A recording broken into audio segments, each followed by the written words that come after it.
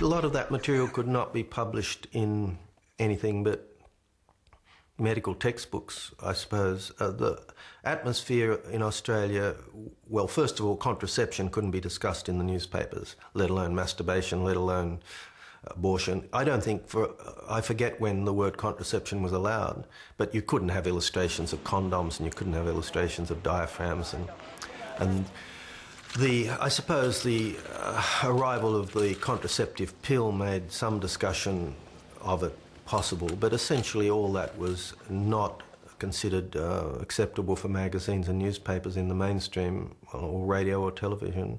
You've got to remember the context of the time when instead of sniffer dogs at airports hunting for drugs, we had customs officials going through one's luggage looking for copies of The Group by Mary McCarthy or a D.H. Lawrence novel, and the censors would go into total conniptions. It was a sense of puritanism, a sense of prohibition that was in the air. We have in this country strict laws concerning the importation of animals, birds, and even plants, in order that physical disease of the body may not be brought in. We're very particular about these germs being brought in. In the same way, we are justified, I think, in having strict laws concerning the importation of what I'd call moral germs, leading to disease of the mind and the soul.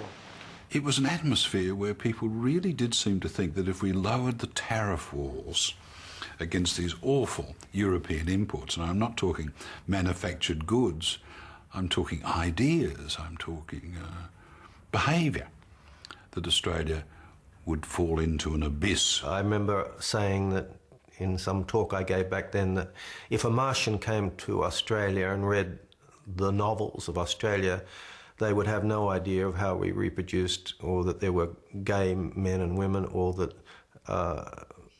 or how, in fact, men and women made love.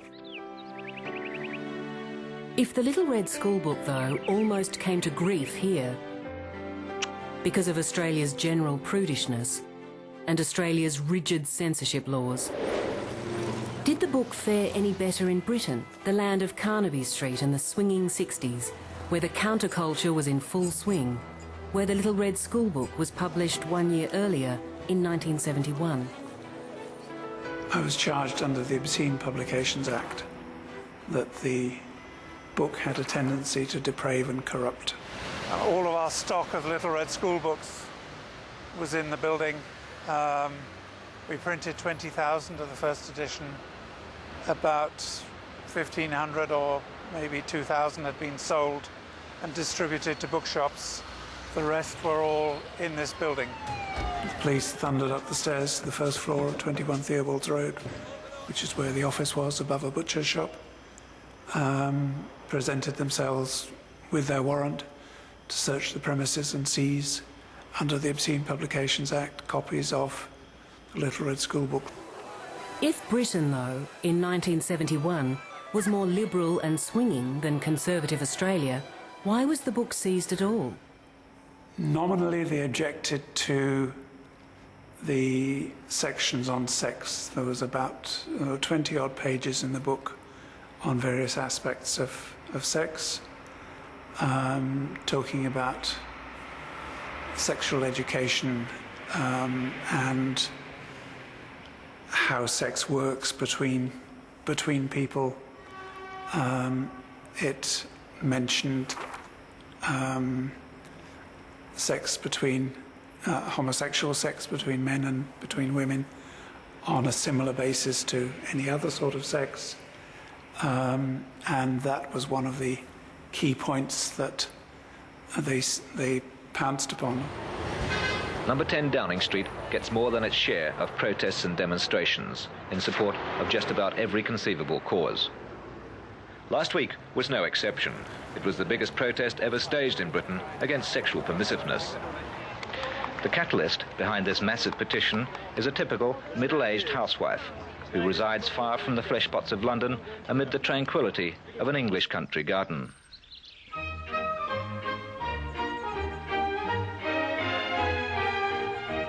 Mrs. Whitehouse hopes shortly to bring her crusade down under. This week, to the faithful on the other side of the globe, she gave this clarion call.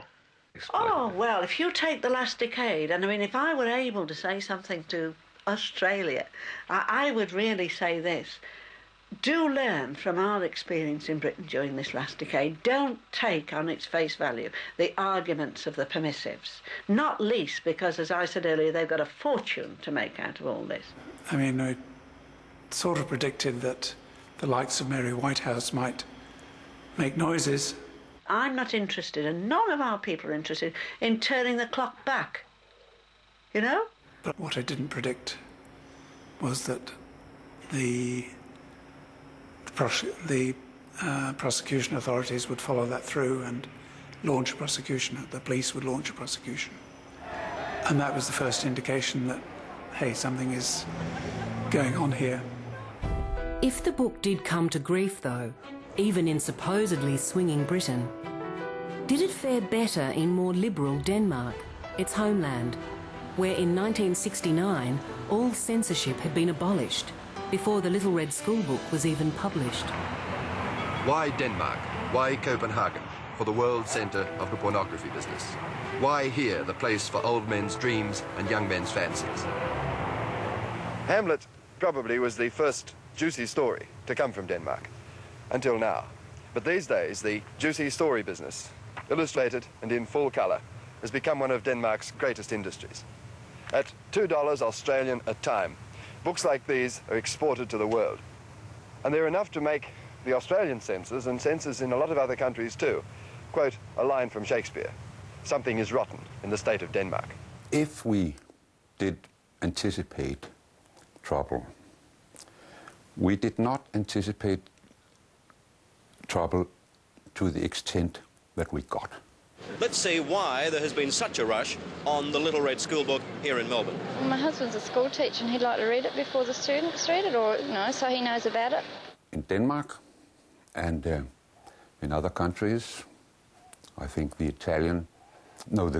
Greek publisher was jailed. I think it might have been when the military had the power. But we did never expect so much attention, really. But we got it. I think the book was banned by the Pope. So I was not looking very much forward to go to Italy some years after, but nothing happened. But